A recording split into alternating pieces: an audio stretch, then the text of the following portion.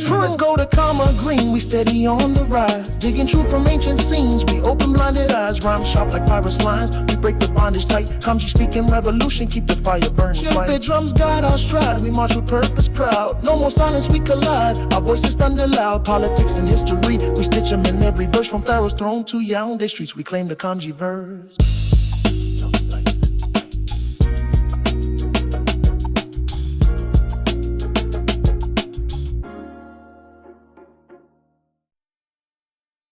On August 14th, Senator Ted Cruz published an open letter begging Donald Trump to recognize Somaliland, a secessionist state within Somalia, and proposing an alliance between the U.S., Somaliland, Israel, and Taiwan in the new scramble for Red Sea assets.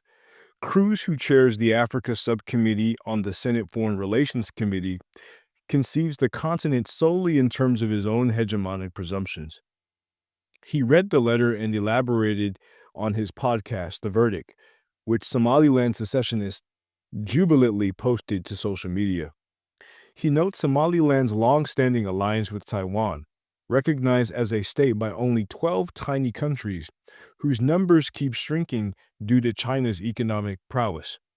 In his new Cold War delirium, he imagines that Somaliland can somehow help the U.S. stop China in Africa. He'd have greater influence by urging Trump to stop shooting the U.S. in the foot with the crazy trade-stifling patchwork of tariffs he's imposed on Africa. China responded by lifting all tariffs on the entire continent except tiny Eswatini, the only African nation that recognizes Taiwan. In his letter to Trump, Cruz seemed unaware that the Somaliland government hasn't been in control of a large part of the territory within the borders it claims since August 2023, or that Somalia now recognizes it as a federal member state, the northeastern state of Somalia.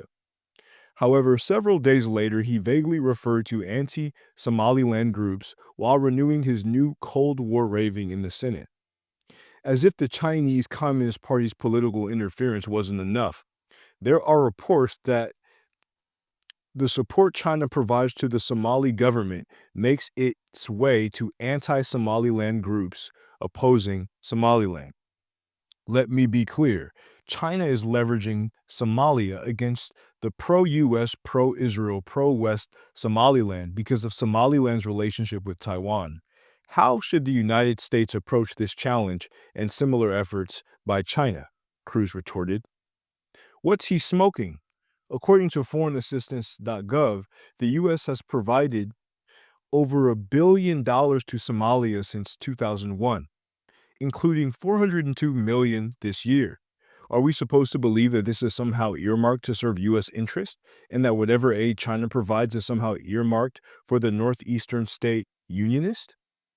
Cruz also cites Somaliland's mineral reserves as a way for the U.S. to get a leg up in the global resource wars, which the U.S. is losing as China builds infrastructure and the U.S. squanders resources on the U.S.-Africa Command. Cruz said that Somaliland would allow the U.S. to build a military base on the Gulf of Aden at the mouth of the Red Sea in exchange for recognition, but Somaliland has already proclaimed that it's doing everything it possibly can to collaborate with the U.S. militarily. The U.S. doesn't need to risk steering a hornet's nest, triggering secessionist claims all over the continent, to build a base in Somaliland's Berbera port. Cruz also argues for recognizing Somaliland because it has indicated its willingness to strengthen ties with Israel and voice support for the Abraham Accords, the series of agreements signed in 2020 to end hostilities between Israel and a handful of Arab nations. Some Somalilanders were quick to applaud on their social media accounts, posting composites of U.S.-Israeli Somaliland flags. But would this really fly with the majority? Somalis and Somalilanders have long supported Palestine, and they resoundingly rejected Trump's proposal that they host displaced Gazans. Israel has long eyed a military base on the Gulf of Aden, from which to surveil and conduct operations against Iran and Yemen's Ansar Allah. At the end of July, a graduate student at George Washington University's Elliott School of International Affairs raised the possibility in an essay. Gateways to the Red Sea, the case for Israel-Somaliland normalization, on the Atlantic Council blog. Wouldn't Somaliland risk internal unrest by offering a Israel military base? Somaliland's population is predominantly Muslim, and again, many sympathize with the Palestinian cause. Wouldn't they be outraged? 10 months ago, in a video editorial, a cute African commentator, DJ Bokali, explained that this would be a recipe for disaster. Israel is salivating over Somaliland. They want to build a military base there.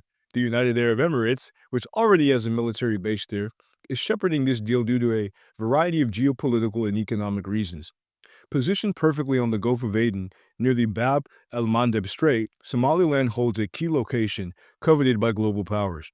Israel, with its lack of strategic depth, sees Somaliland as the perfect place to counter Iran-backed Houthis and expand its influence across the Horn of Africa. But there's a massive catch. Somaliland would be inviting chaos by allowing Israel to establish a military base on its soil. First, regional tensions would explode. If Somaliland aligns with Israel, it effectively joins the Israel-Iran proxy war. Iran-backed Houthis, already entrenched in Yemen, will see Somaliland as an enemy outpost. Strikes, sabotage, and militant attacks would follow.